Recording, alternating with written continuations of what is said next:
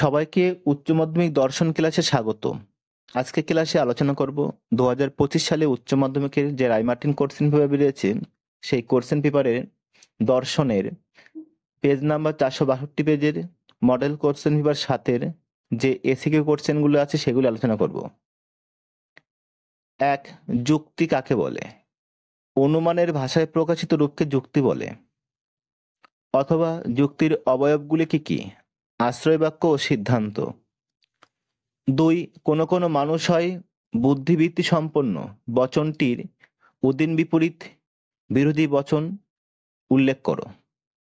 দেখো, কোনো কোনো মানুষ হয় বুদ্ধিবৃত্তি সম্পন্ন, এটা হচ্ছে আয় বচন। আর আমরা জানি অধীন বিপরীত বিরোধিতা হয় আয় আর ও বচনের মধ্যে, তাহলে বিরোধী বচন হবে ও বচন। কোনো কোনো মানুষ নয় বুদ্ধিবৃত্তি সম্পন্ন। অথবা অধীন বিপরীত বিরোধিতার একটি দৃষ্টান্ত দাও। দেখো, আয় আর ও বচনের মধ্যে অধীন বিপরীত বিরোধিতার সম্বন্ধ আছে, তাহলে আয় বচন হবে কোনো কোনো রাজনীতিবিদ হয় সৎ, আর ও বচনে কোনো কোনো রাজনীতিবিদ নয় সৎ। 3. বিরুদ্ধ বিরোধিতার একটি দৃষ্টান্ত দাও। দেখো, বিরুদ্ধ বিরোধিতা হয় এ আর ও বচনের মধ্যে আর ই আর আয় বচনের মধ্যে। তাহলে এ বচন হবে সকল ফুল হয় সুগন্ধিযুক্ত, আর ও বচন হবে কোনো ফুল নয় সুগন্ধিযুক্ত। 4. আবর্তনে ব্যাপ্যতা সংক্রান্ত নিয়মটি কি? যে পদ আশ্রয় বাক্যে ব্যাপ্য হয়নি সেই পদ সিদ্ধান্তে ব্যাপ্য হবে না। অথবা সকল মানুষ হয় অপূর্ণ জীব, বচনটির বিবর্তিত বচনটি কি? দেখো, এটা হচ্ছে এ বচন।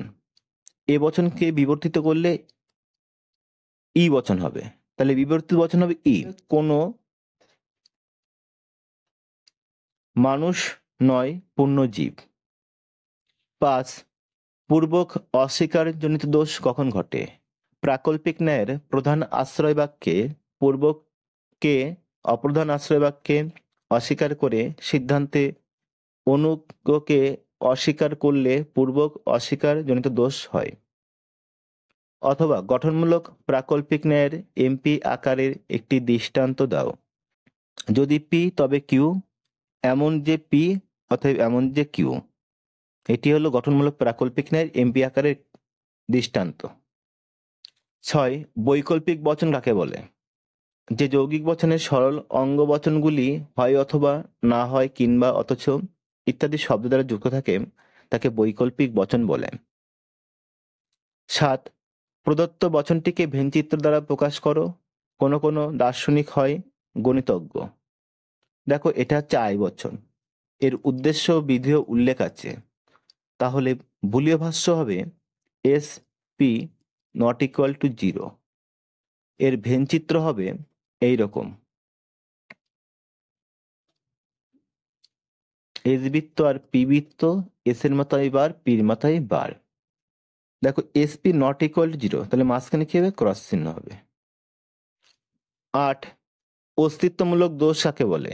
যদি কোনো যুক্তিতে এমন হয় যে অস্তিত্বমূলক তাৎপর্য নেই, এমন কোনো আশ্রয় বাক্য থেকে অস্তিত্বমূলক তাৎপর্য আছে এমন কোনো সিদ্ধান্তকে নিঃসৃত করা হয়, তাহলে যুক্তিতে যে দোষ ঘটে তাকে অস্তিত্বমূলক দোষ বলে। অথবা একক শ্রেণী বলতে কি বোঝো?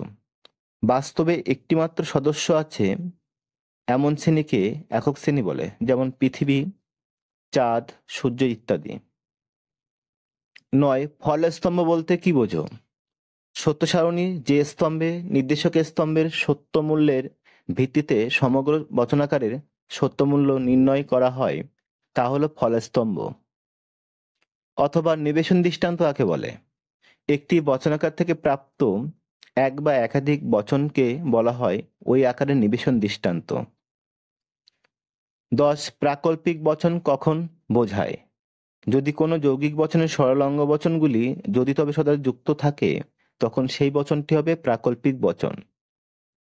অথবা পি ইমপ্লাইজ অস্বীকার পি বচনাকারটি কখন মিথ্যা হয়? যখন পি সত্য হবে তখন পি ইমপ্লাইজ অস্বীকার পি বচনাকারটি সত্যমূল্য মিথ্যা হবে।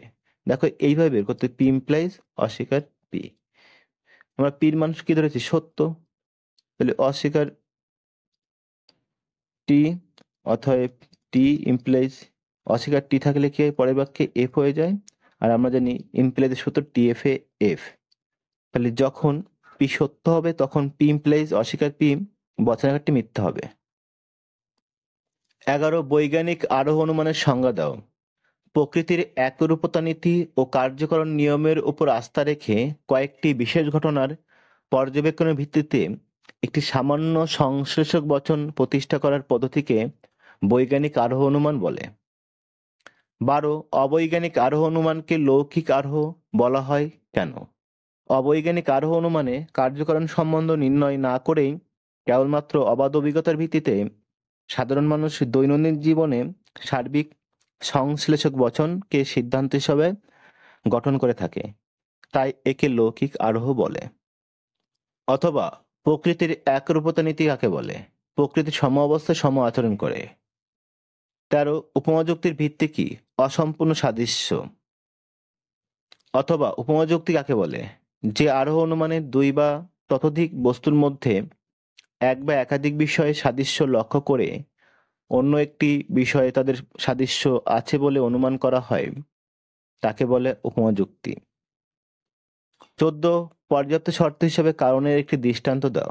বিষপান হলো মৃত্যুর পর্যাপ্ত শর্ত অর্থের কারণ। 15 মিল কিভাবে কারণের লক্ষণ দিয়েছেন? কারণ হলো কার্যের নিয়ত সত্যান্তরহীন অপরিবর্তনীয় পূর্ববর্তী ঘটনা। 16 বহু কারণ সমন্বয় কি? কতগুলি কারণ একসঙ্গে কাজ করার ফলে তাদের কাজগুলি স্বতন্ত্রভাবে না থেকে একসঙ্গে মিশে গেলে ওই কারণগুলিকে বহু কারণ সমন্বয় বলে। ক্লাসটি ভালো লাগলে লাইক করো, তোমাদের বন্ধুদের শেয়ার করো, আর যারা আমার এই চ্যানেলে নতুন তারা অবশ্যই চ্যানেলটিকে সাবস্ক্রাইব করো। আবার দেখা হবে পরের ক্লাসে। সে পর্যন্ত সবাই ভালো ও সুস্থ থেকো।